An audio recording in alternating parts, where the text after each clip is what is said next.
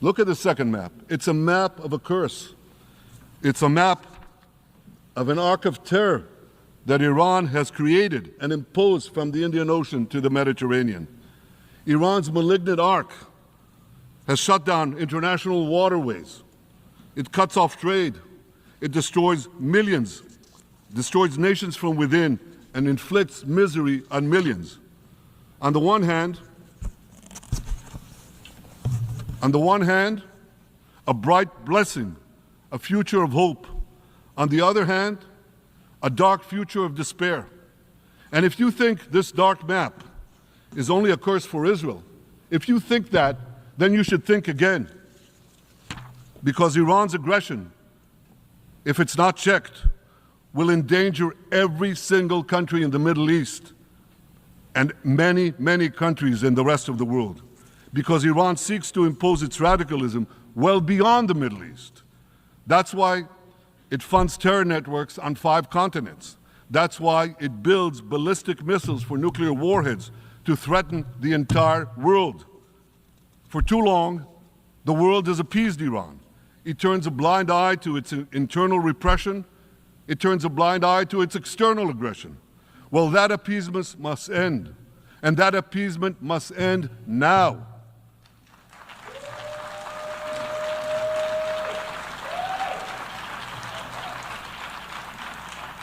Nations of the world should support the brave people of Iran who want to rid themselves of this evil regime. Responsible governments should not only support Israel in rolling back Iran's aggression, they should join Israel. They should join Israel in stopping Iran's nuclear weapons program.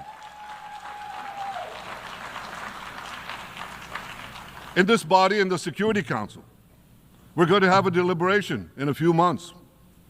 And I call on the Security Council to snap back UN Security Council sanctions against Iran, because we must all do everything in our power to ensure that Iran never gets nuclear weapons.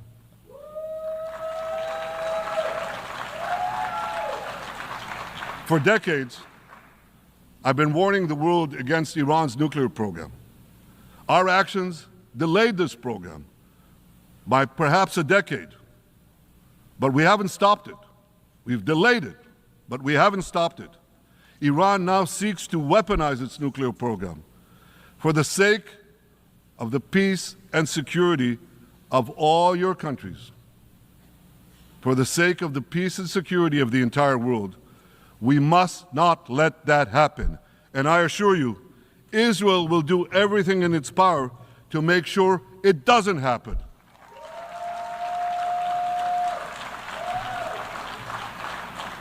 So, ladies and gentlemen, the question before us is simple.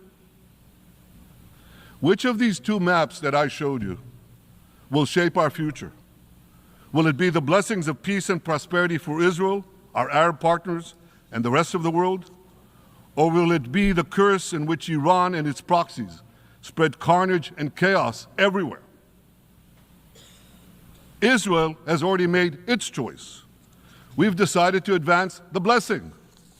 We're building a partnership for peace with our Arab neighbors while fighting the forces of terror that threaten that peace. For nearly a year, the brave men and women of the IDF have been systematically crushing Hamas's terror army that once ruled Gaza. On October 7th, the day of that invasion into Israel, that terror army numbered nearly 40,000 terrorists. It was armed with more than 15,000 rockets. It had 350 miles of terror tunnels and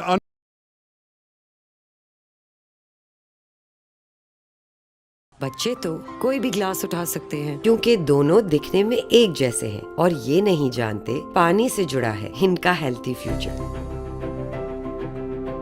पर आप तो जानते हैं ना, confused? Healthy future जुड़ा है इनकी healthy hydration से, जो देता है नेस्ले प्योर लाइफ, जो स्विस हेरिटेज को बरकरार रखते हुए पिछले 25 साल से जायद अरसे से आप और आपकी फैमिली को हाई क्वालिटी हेल्दी हाइड्रेशन फराहम कर रहा है। हमारी आज की चॉइसेस से ही बनता है इनका हेल्थी फ्यूचर। और हेल्थी फ्यूचर से कीमती कुछ नहीं। From Nestle. We are taking out senior terrorist commanders and destroying remaining terrorist infrastructure. But all the while, and I'll say this one more time, we remain focused on our sacred mission, bringing our hostages home. And we will not stop until that mission is complete. Now, ladies and gentlemen, even with Hamas's greatly diminished military capability, the terrorists still exercise some governing power in Gaza by stealing the food that we enable aid agencies to bring into Gaza. Hamas steals the food, and then they hike the prices. They feed their bellies, and then they fill their coffers with money that they extort from their own people. They sell the stolen food at exorbitant prices. And that's how they stay in power. Well, this too has to end, and we're working to bring it to an end.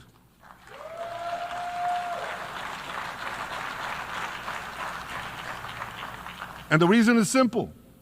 Because if Hamas stays in power, it will regroup, rearm, and attack Israel again and again and again, as it is vowed to do.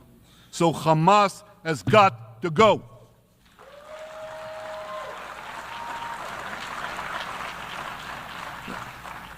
Just imagine, for those who say, well, Hamas has to stay, it has to be part of a post-war Gaza, imagine in a post-war situation in World War II, imagine allowing the defeated Nazis in 1945 to rebuild Germany. It's inconceivable, it's ridiculous. It didn't happen then, it's not going to happen now.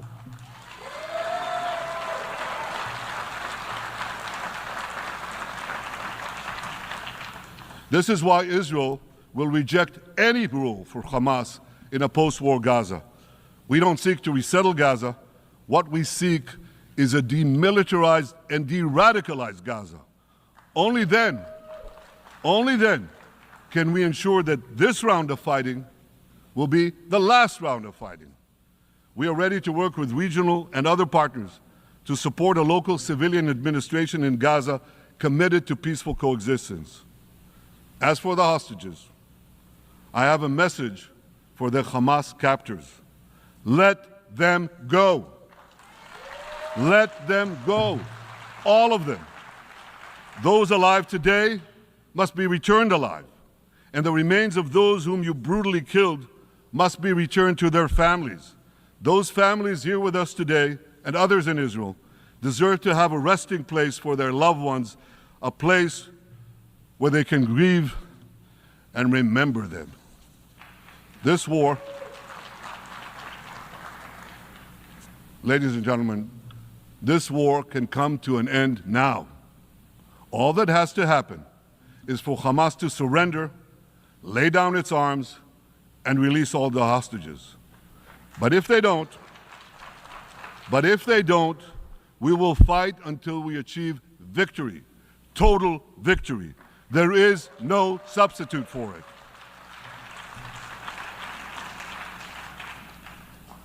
Israel must also defeat Hezbollah in Lebanon. Hezbollah is the quintessential terror organization in the world today. It has tentacles that span in all continents.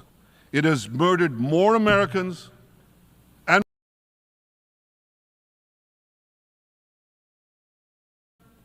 than any group except bin Laden.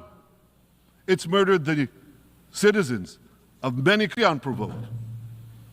A day after Hamas massacre on October 7th, Hezbollah began attacks against Israel, which forced more than 60,000 Israelis on our northern border to leave their homes, becoming refugees in their own land.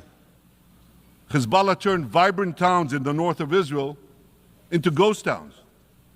So I want you to think about this in equivalent American terms. Just imagine if terrorists turned El Paso and San Diego into ghost towns.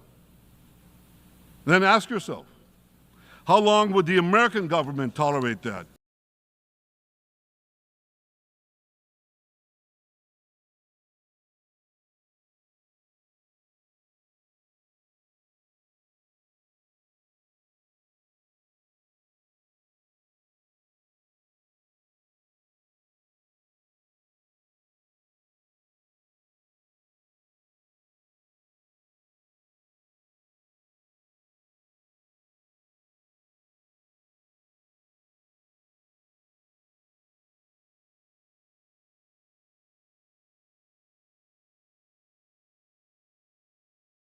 unprovoked. A day after the Hamas massacre on October 7th, Hezbollah began attacks against Israel, which forced more than 60,000 Israelis on our northern border to leave their homes, becoming refugees in their own land. Hezbollah turned vibrant. Instead, Hezbollah moved right up to our border. They secretly dug terror tunnels to infiltrate our communities and indiscriminately fired thousands of rockets into our towns and villages. They fire these rockets and missiles not from military sites, not from that. They do that too.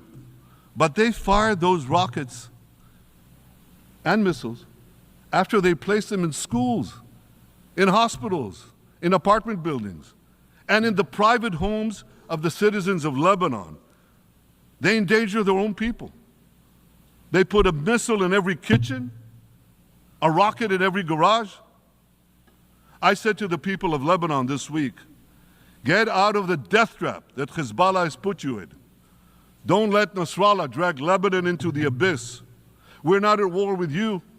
We're at war with Hezbollah, which has hijacked your country and threatens to destroy ours. As long as Hezbollah chooses the path of war, Israel has no